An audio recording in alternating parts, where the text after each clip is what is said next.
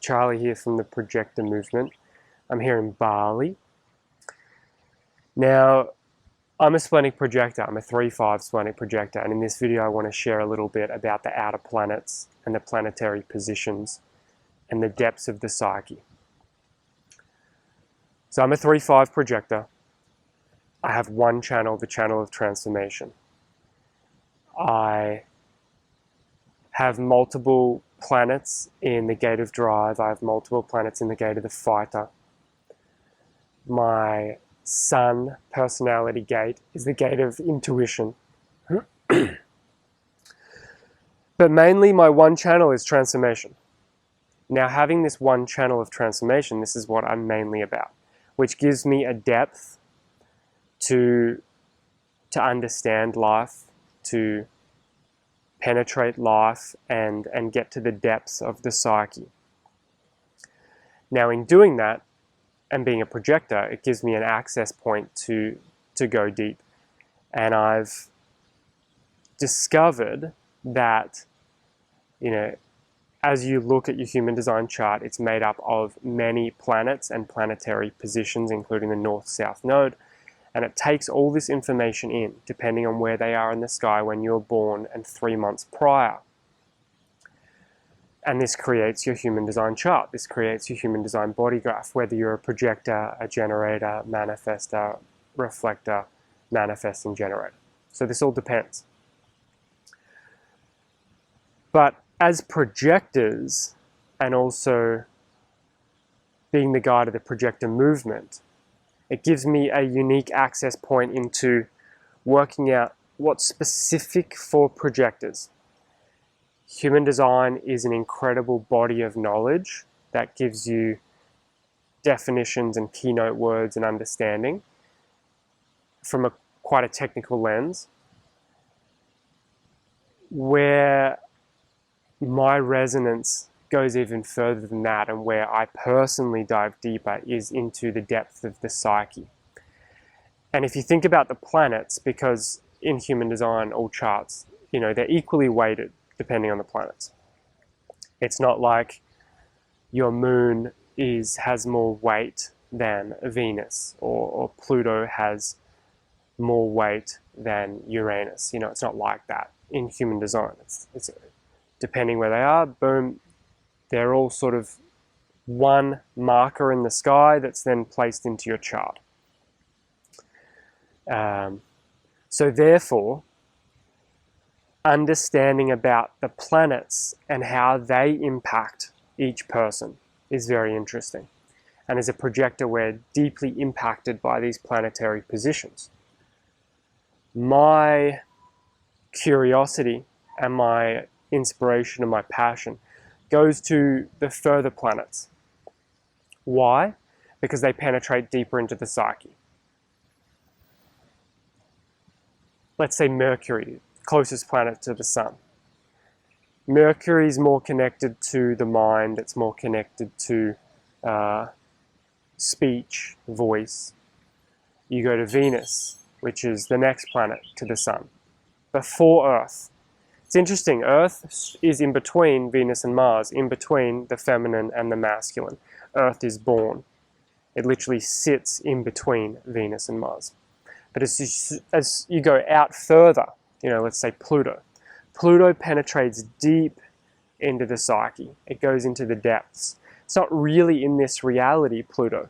Pluto actually comes in and goes, yeah, this reality is one side of the coin, this physical reality. There's also the unmanifested reality that when you die, you go to. It's still life, energy moves. But Pluto reminds us of the breaking down. So these outer planets, I'm deeply passionate about. And understanding these planets, especially as a projector, understanding the transits, understanding what gate, you know, do you have some of these outer planets landing in? You get to understand your vision, your mission in this world. And it gives you an access point into your soul. And this is the depths that I like to go. And I like to to weave projectors into that, because understanding your vision, your mission, understanding as a whole the projector vision, the projector mission, why we're here, but then uniquely knowing that you're your unique thumbprint. And how does that thumbprint want to come into this world? How does that flair, that tone that you carry specific to you, your soul, want to touch this world? And it's an interesting word, touch, because projectors we're here to touch the world, but we're not of this world in a way. And this creates a lot of pain at times, because generators are more so of this world.